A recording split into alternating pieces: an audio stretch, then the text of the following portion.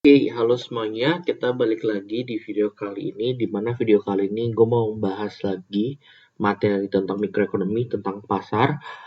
Saran gue sebelum nonton video kali ini, better untuk coba ngecek video di sebelumnya, di mana gue bahas tentang karakteristik pasar secara keseluruhan gitu, biar ada dan dasar-dasarnya gitu untuk masuk ke video kali ini. Kenapa? Karena di video kali ini gue mau bahas secara spesifik tentang pasar persaingan sempurna atau PPS gitu. Nah, mungkin sedikit flashback dulu. Intinya sebenarnya PPS ini kan adalah pasar di mana jumlah penjualnya itu sangat banyak ya, sangat ya bisa dibilang tidak terhingga lah gitu. Dan barang yang dijual pun sifatnya homogen sehingga sebenarnya tidak ada hambatan untuk masuk atau keluar dari pasar. Nah, hal itu juga yang menyebabkan makanya penjual itu menjadi sifatnya price taker atau penerima harga gitu. Nah, mungkin di video sebelumnya gue udah sempat bilang ya, sebenarnya PPS ini tuh mereka punya kurva demand yang bentukannya horizontal. Nah, mungkin di sana banyak yang nanya gitu, kayak kok bisa sih kurva demand-nya bentukannya horizontal gitu. Nah, jadi mungkin kita masuk dulu nih materi pertama. Jadi intinya kalau kita berbicara tentang pasar, terutama PPS ya, kita harus bedain antara dua aspek, yaitu kalau kita bicara permintaan dan penawaran pasar, berarti secara keseluruhan ya, dan kalau seandainya kita berbicara tentang kurva permintaan dan juga penawaran di perusahaan. Jadi kalau di perusahaan itu ya berarti cuma di satu perusahaan aja gitu. Oke. Nah, ini biasa simbolnya Q kecil, ini Q gede. Nah, ini sama-sama price. Oke. Nah, kita udah tahu sebenarnya di materi permintaan dan penawaran pasar secara keseluruhan, ya demand itu bentukannya turun gitu ya. Sedangkan supply bentukannya naik kayak gini gitu. Sehingga harga equilibrium terjadi di sini. Nah, ketika harga equilibrium terjadi di sini, inilah yang menjadi harga konsensus atau harga keseluruhan yang disepakati di pasar. Sehingga hampir pasti sebenarnya perusahaan-perusahaan yang ada di pasar persaingan sempurna itu nggak mungkin bakal ngeset harga di atas dari harga ini ataupun di bawah dari harga ini. Sehingga sebenarnya harga ini kalau kita terusin, maka dia akan menjadi kurva permintaan dari si perusahaan di pasar persaingan sempurna. Jadi ingat ya, konteksnya itu adalah kurva permintaan perusahaan di pasar persaingan sempurna. Itu bentukannya horizontal. Kecuali kalau kita bilangnya kurva permintaan pasar persaingan sempurna. Nah, itu bentukannya baru menurun gitu. Oke, jadi tergantung konteks pembicaraannya gitu. Nah, di mana demand ini berarti akan selalu sama dengan price karena price-nya konstan gitu ya. Nah, kalau seandainya kita perhatiin gitu, kita punya kemarin kan kita ada bahas ya tentang total revenue. Total revenue itu apa sih? Total revenue itu kan price kali quantity ya, gitu. Dimana kalau kita mau cari average revenue, ya average revenue itu total revenue dibagi dengan quantity. Berarti average revenue itu sama dengan price. Berarti sebenarnya kurva ini juga nunjukin tentang average revenue gitu. Oke. Nah, sekarang kita juga kenal nih ada yang namanya marginal revenue gitu, di mana marginal revenue itu adalah turunan total revenue terhadap quantity. Nah, karena price ini sifatnya konstan, jadi sini ya, karena price itu sifatnya konstan gitu, berarti udah ada nominalnya ya, dia itu bukan persamaan dari quantity, maka sudah pasti sebenarnya turunan dari total revenue terhadap quantity pun hasilnya pasti akan sama dengan price gitu. Nah, sehingga sebenarnya kurva ini tuh bukan hanya nunjukin kurva demand, tapi dia juga nunjukin kurva harga, kurva average revenue, dan juga kurva dari marginal revenue gitu. Oke. Nah, ini permulaan dulu nih tentang pasar persaingan sempurna gitu. Nah, sekarang kita akan coba lihat gitu gimana sih kondisinya dalam jangka pendek maupun jangka panjang bagi perusahaan-perusahaan yang ada di pasar persaingan sempurna gitu. Kita bahas dulu dari jangka pendeknya ya, short run-nya dulu gitu ya. Kita akan spesifik ke yang perusahaannya aja ya. Nah, di sini kalau untuk yang si perusahaannya kan dia punya yang horizontal kayak gini. Ada price, average revenue, dan juga marginal revenue gitu ya. Nah, anggaplah kita punya marginal cost gitu ya. Kurva marginal cost gimana sih? Kayak gini ya sebenarnya marginal cost gitu. Nah, ada dua kondisi nih yang mungkin terjadi gitu.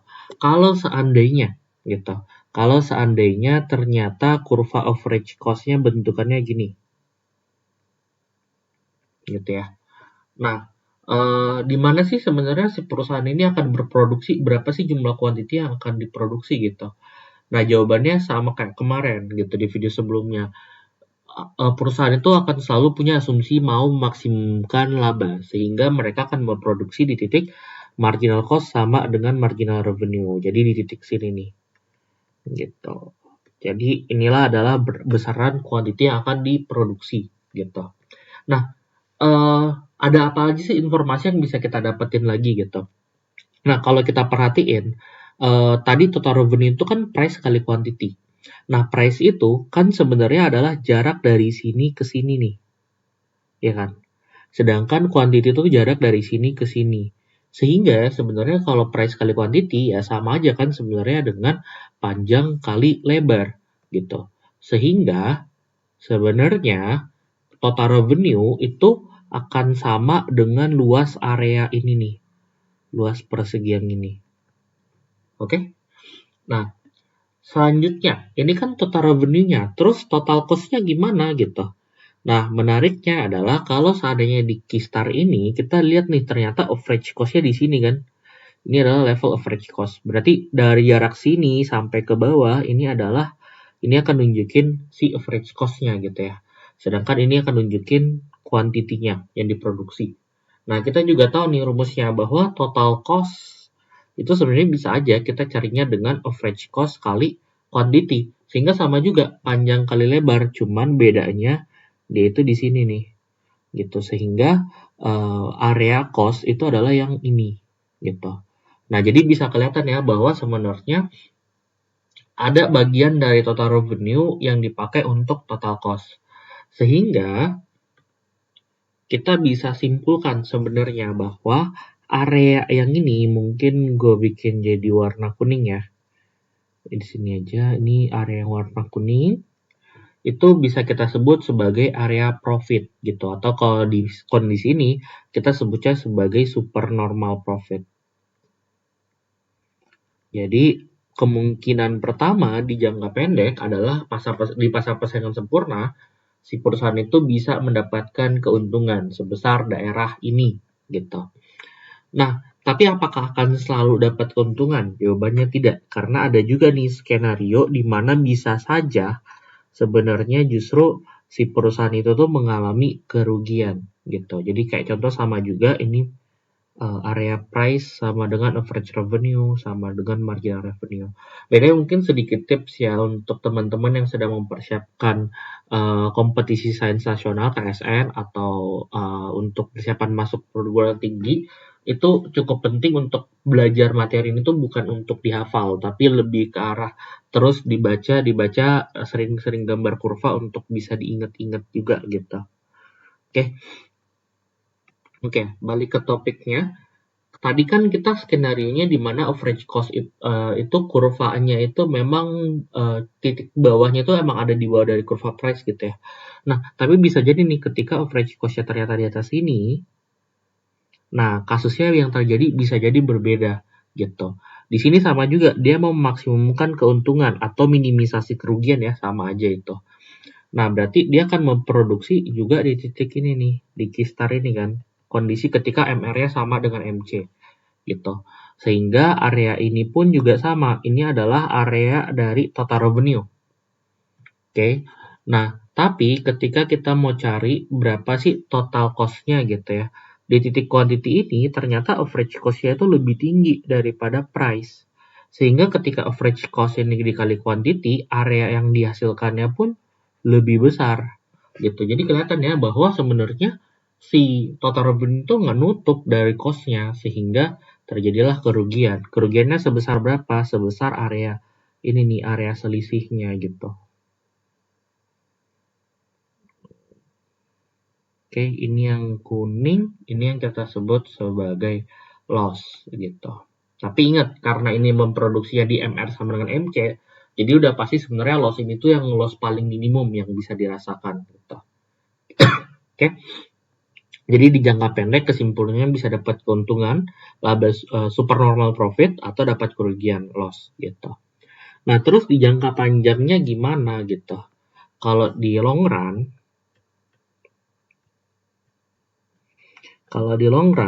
yang terjadi itu cuma satu. Yang terjadi itu tuh adalah dia tidak untung tapi juga tidak rugi. Biasanya disebutnya zero profit gitu. Nah, jadi ini price sama dengan average revenue sama dengan marginal revenue gitu ya. Terus ini marginal cost-nya. Nah, yang terjadinya biasanya adalah dia akan kena pas di sini juga. Sehingga di titik ini price-nya sama dengan average cost. Jadi tidak untung tapi tidak rugi juga. Nah, ini yang kita sebut sebagai normal profit atau zero normal profit.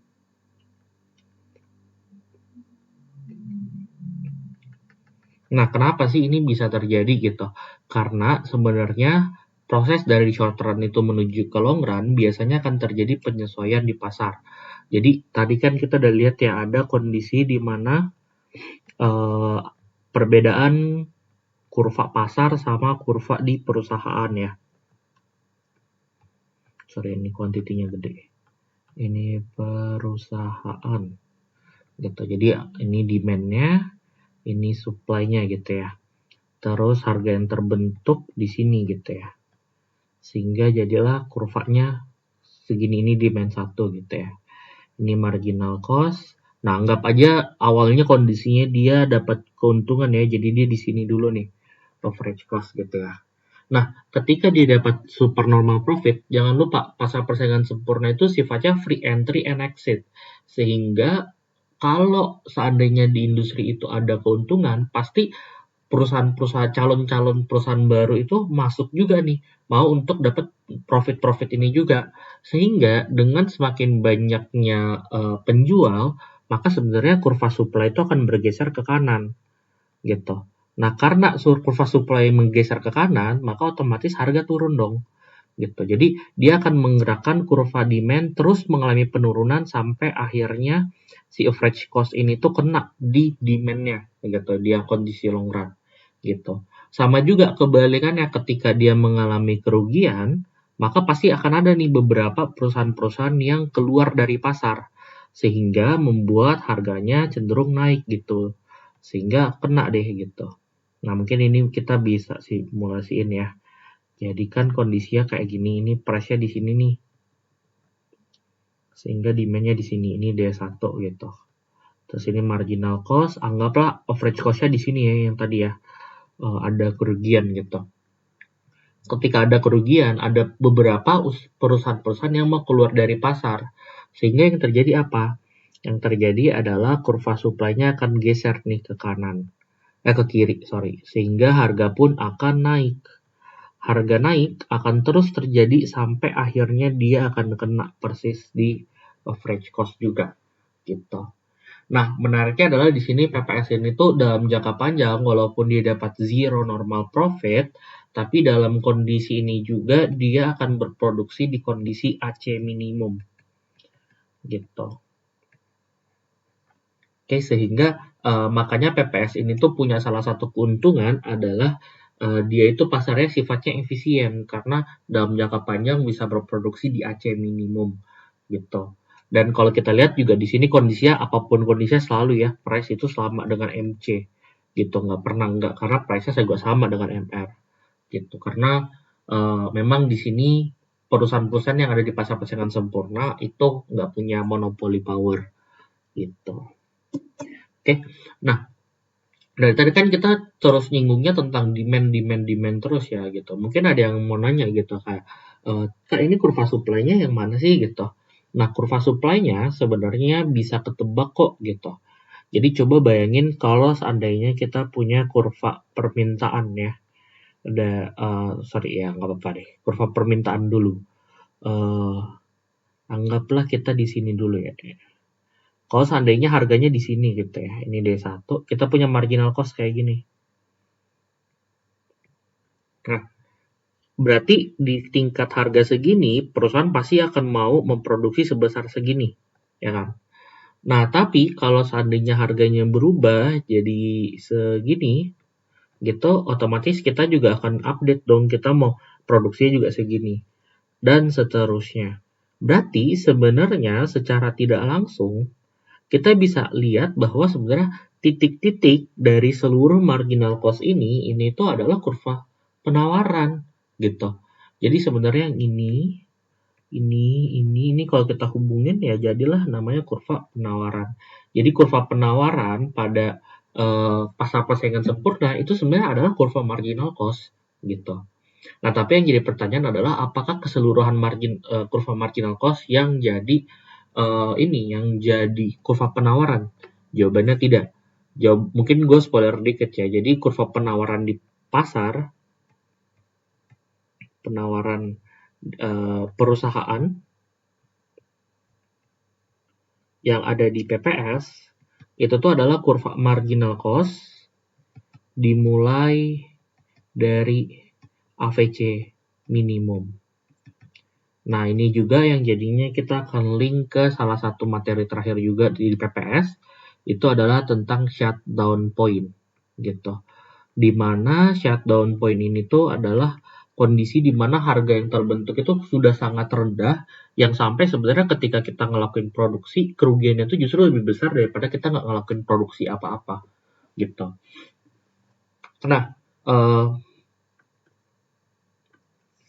gini deh, kita seandainya nih punya ini quantity ya, gitu. Terus ini price, anggaplah di sini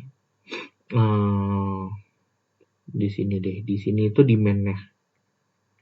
Oke. Nah, terus di sini itu marginal cost-nya. Oke. Dan di atas sini itu average cost. Bukan average cost, average variable cost. Gitu. Jadi lebih di bawahnya lagi ya.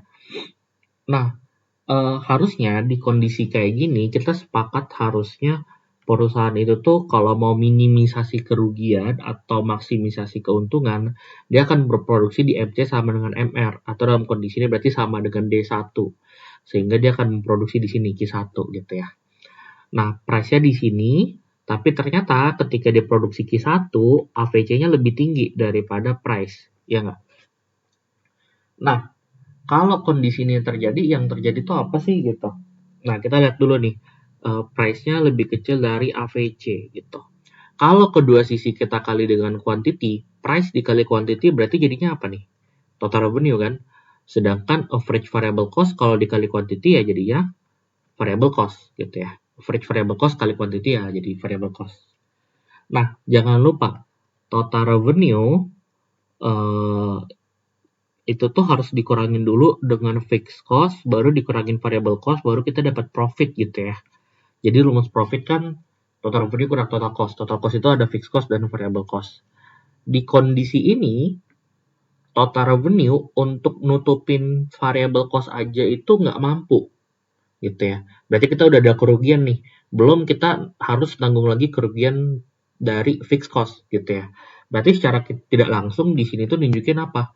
Kerugiannya pasti bakal lebih besar daripada fixed cost, ya kan? Karena kalau total revenue ini kayak cuma 2.000 gitu, variable cost-nya 5.000, kita udah rugi 3.000 nih gitu. Berarti kalau fixed cost-nya 10.000, ya total kerugian kita 13.000 gitu. Jadi pasti lebih gede daripada fixed cost. Nah, coba bayangin kalau seandainya kita nggak usah ngelakuin proses produksi apa-apa. Kalau kita nggak ngelakuin proses produksi apa-apa, berarti total revenue kita nol, variable cost kita juga bakal jadi nol. Otomatis kerugian kita hanya akan sebesar fixed cost gitu. Kalau seandainya kita shutdown itu tuh nggak keluar dari pasar ya, tapi kayak ya udah kita mutusin nggak melakukan produksi apa-apa aja.